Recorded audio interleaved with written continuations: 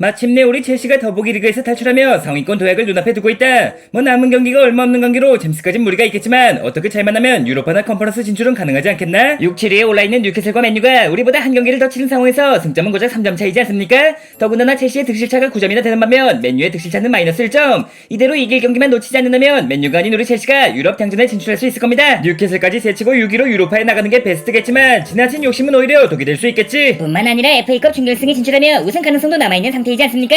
우리 첼시의 상대가 맨시티, 맨유의 상대가 코번트리인 관계로 많은 사람들이 결승되는 맨체스터 더비가 될 거라 말들 하지만 우리라고 이기진 못하는 법은 없지 않겠습니까? 리그 선두에 올라있는 맨시티가 상대라지만 올 시즌 두 번의 맞대결에서 두 번 모두 무승부를 거둔 만큼 도박사 양반들 역시 쉽사리 승리를 예측하지 못하고 있던데 만약 이번 준결승에 너희들의 전재산을 건다면 어느 팀에 베팅하겠나? 아무리 첼시가 예전 같지 않다고는 하지만 그래도 전재산이라면 당연히 맨시티에 걸어야 하지 않겠습니까? 저 역시 친정팀에 대한 애정은 조금도 남아있지 않지만 돈과 애정은 별개의 문제 아니겠습니까?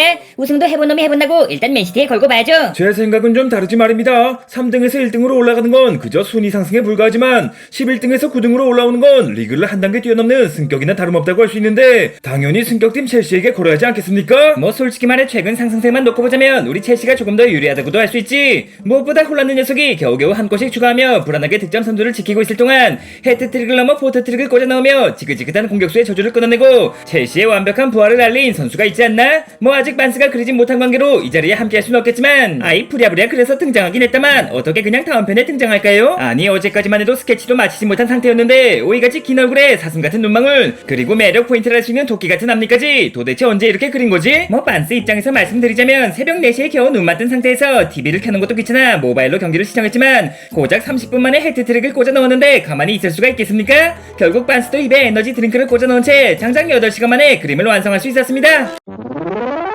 어째 신경 써서 그린 것 치곤 목소리가 좀 이상한 것 같지만 어울리지 않다는 반응이 나오면 다음 편부터 바뀌지 않겠나? 그보다 자네 이름을 어디서는 콜 팔머라 부르고 또 다른 데선 콜 파머라 부르던데 정확한 발음이 어떻게 되지? 이름의 스펠링이 팔머인 관계로 팔머라고 부르는 분들도 계시지만 실제 발음은 파머라고 부르고 있기 때문에 콜 파머가 맞는 표현입니다. 아무튼 내가 다른 건 몰라도 자네를 영입한 거 하나만큼은 칭찬받아 마땅하지 않겠나? 670억이라는 이적료가 저렴했던 건 아니지만 펫박이가 아끼던 맨시티의 성골 뉴스를 데려와 주전으로 뛴 지 1년 만에 그것도 맨시티가 아닌 첼시에서 자그마치 20골 구제를 넘겼으니까 말이야. 18살의 나이로 프로에 데뷔해 올해로 벌써 4년 차이지만 리그를 넘어 유럽 최강이라는 맨시티 스쿼드에 눈을 씻고 찾아봐도 제자리가 없었습니다. 지난 시즌 25경기에 나왔지만 선발 출전은 단 7번 뿐이었으며 리그에선 사실상 종료 직전에 투입되는 경우가 대다수였죠. 주전에 목말라 있는 자네의 마음을 외면하고 측면엔 제레미 도쿠, 메잘라의 마테우스 누네스, 사실상 자네보다 높은 옵션의 선수를 연달아 데려오다니 펫박이 그 양반도 보면 볼수록 사람 괴롭히는데 재주가 있다니까. 결국 더 이상 벤치에서 머물고 싶지 않은 마음에 과감하게 첼시행을 선택했으며 비록 팀 성적은 그다지 좋다고 할 수 없지만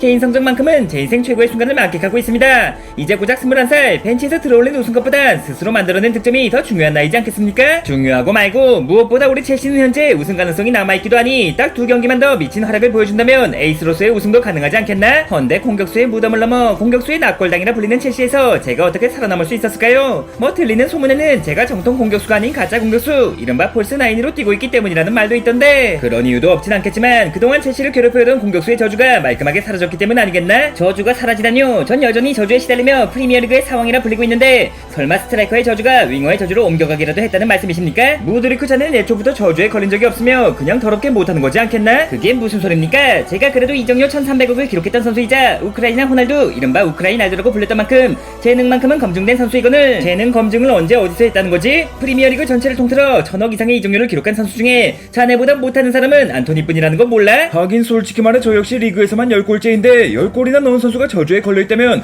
한 골도 못 넣은 선수는 뭐가 되겠습니까? 그럼에도 여전히 잭슨 저 새끼 저걸 지금 슈팅이라고 하는 거야? 라고 말하는 사람들은 그저 아직도 드록바의 향기에 취해 있는 사람이지 않겠습니까? 자네가 넣은 골만큼이나 놓쳐버린 빅찬스가 많았기에 상대적으로 저평가를 당하는 거지. 자네를 팔겠다고 하면 사겠다는 팀이 줄을 서지 않겠나? 20골의 파머 10골의 잭슨이 탄생한 시점부터 첼시에게 뜬 공격수의 저주가 사라졌음을 선포하며 이제 암흑기를 뒤로하고 황금기를 맞이할 시간이란 말이지. 그럼에도 많은 사람들이 포체티노 감독님의 경지를 바라고 있지만 적어도 저에게 있어서만큼은 제 잠재력을 제대로 폭발시켜주신 최고의 스승님이지 않겠습니까? 해리 케인부터 손흥민까지 내가 다른 건 몰라도 선수를 키워내는 것만큼은 축구계의 강영욱이라는 거 알지? 따지고 보면 그렇게 나쁘지 않은 성적과 새로운 에이스 콜파머를 키워낸 것만으로도 무조건 유임을 해야 한다고 생각하며 키워주신 은혜는 잊지 않겠지만 그래도 바꿀 건 바꿔야 하지 않겠습니까? 새로운 감독님과 함께라면 20골 넘어 30골도 가능할 거라 생각하며 더보기리그 우승이 아닌 프리미어리그 우승도 무리가 없을 거라 보이는데, 전국에 계신 젤박이 여러분, 이제 더 이상 탈출하지 마시고 이제 더는 푸른피를 부끄러워하지 마시고 저 콜파머와 함께 다음 시즌 우승을 향해 한 번 더 달려보시는 게 어떠십니까?